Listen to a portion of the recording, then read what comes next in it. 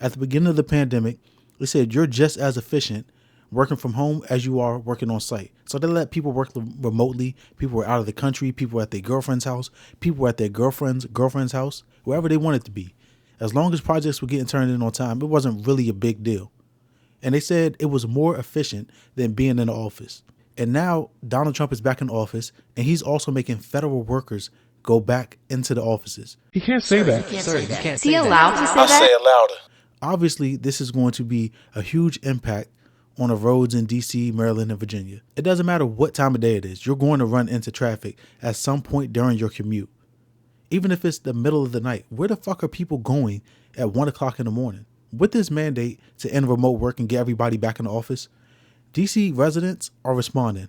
Well, the end of remote work could be near for federal workers. President Trump's new executive order means federal workers must return to the office 5 days a week. It is a policy change that's getting support now from DC's Democratic mayor. Fox 5's Tom Fitzgerald's at the Capitol. And Fitz, President Trump did not delay on this one. He did this day one.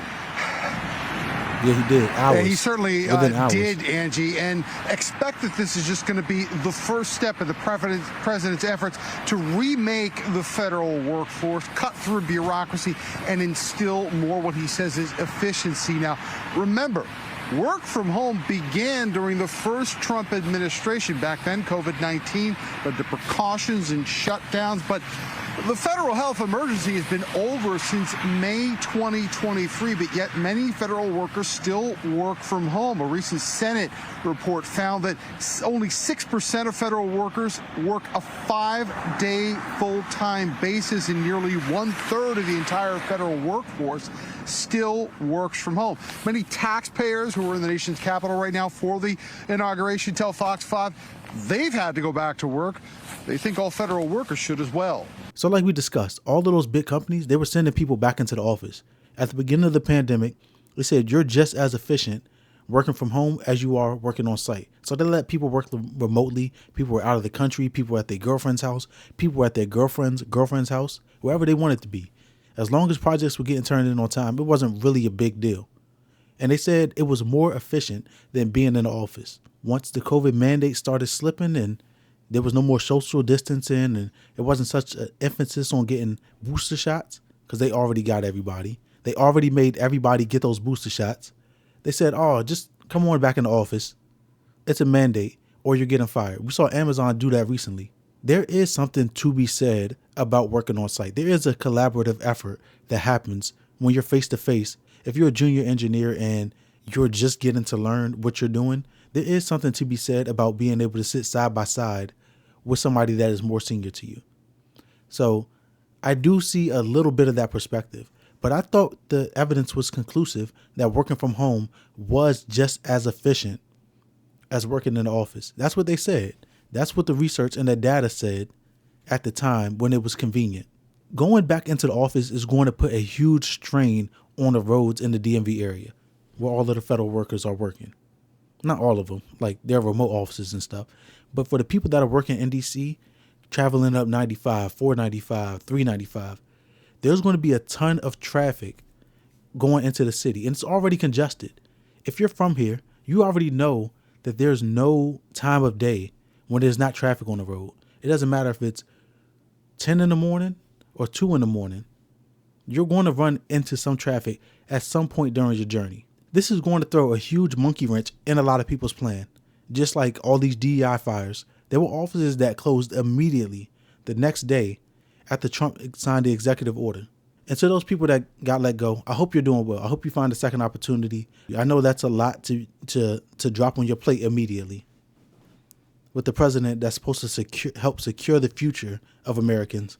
But instead, he kicked you to the curb. So my heart goes out to you. I don't think that this is a valuable way forward.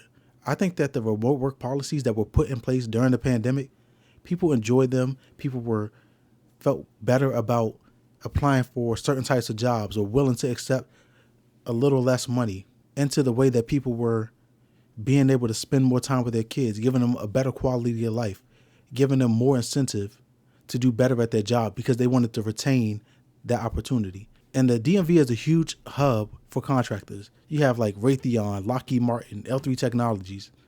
It's only a matter of time before the federal workers feel like those people shouldn't have the opportunity to work from home if they can't work from home. It's coming. Absolutely. We know that's coming down the pipeline, and it is what it is. You know, for those people that are going to have to go back into the office, you got to get your money one way or another. There's no possible reason why you should quit your job because they're making you go back on site 3, 4, 5 days a week. Look forward to more traffic, longer commute times like we've never seen before. All of the stuff that's moved here in the past 5 years is only adding to the congestion. But let's get back into the content. Let's see what the residents of the DMV had to say. We will also require that federal workers must return to the office in person. People do need to go back to work, okay, in my opinion, because everything's over now. I don't necessarily think it's I think it's a political stunt. Imagine how much money it's taking to actually run those buildings. You know, I mean, no one's working there.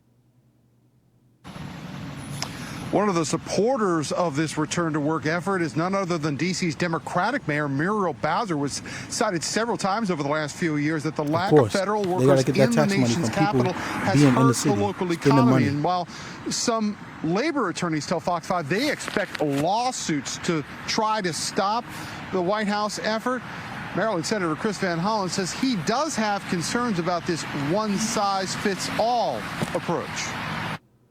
This is something we're very focused on. Again, this is an area where we want to take a scalpel and not a meat axe to the issue. Look, the reality is that before President Trump took office, there were collective bargaining agreements where a number of workers were allowed to work remotely. Now, while there's been a lot of talk about this, the when it kicks in, that still isn't clear. The White House to work remotely. I do kind of feel what they're saying. Hey, I came into this opportunity with the promise that I could work in a certain place with a certain level of work-life balance. And now you're going to change it. You're not going to quit your job just because you have to go into the office. Let's be actually realistic. Because if you quit that job, what other opportunities are you going to go to? If all of the jobs and opportunities are going back on site, you're just going to jump from the opportunity you're on and wait till you can pick up something 3, 4, 5, 6 months down the road. And at best, it's going to be hybrid. And we already know most Americans can't float losing their job for a couple of months and still pay their bills. So while they may not agree, they're not going to buck too hard. We know that for a fact.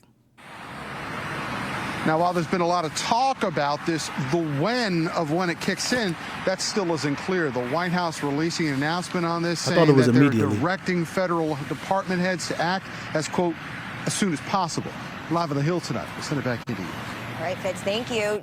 I'm a little confused by that. I thought it was Monday he signed the order, Tuesday you get back in the office. Because it was absolutely like that for the DEI hires. Everybody that was in a DEI position, they're gone. So I thought it was the same type of deal. I didn't know we were dragging our feet to get back in the office, but I guess we'll see how this plays out. If you're in the DMV, let me know. How do you feel about going back into the office if you have had a hybrid position or if you have been on site the whole time? How do you feel about people having to go back into the office? And do you think it's going to add a lot of traffic on these already long commutes? And if you like the video, subscribe to me back here for the next conversation. And if you have thoughts on remote work, hybrid work, or if you think everybody should be on site, let the world know. This is the place for discourse. Till next time, peace.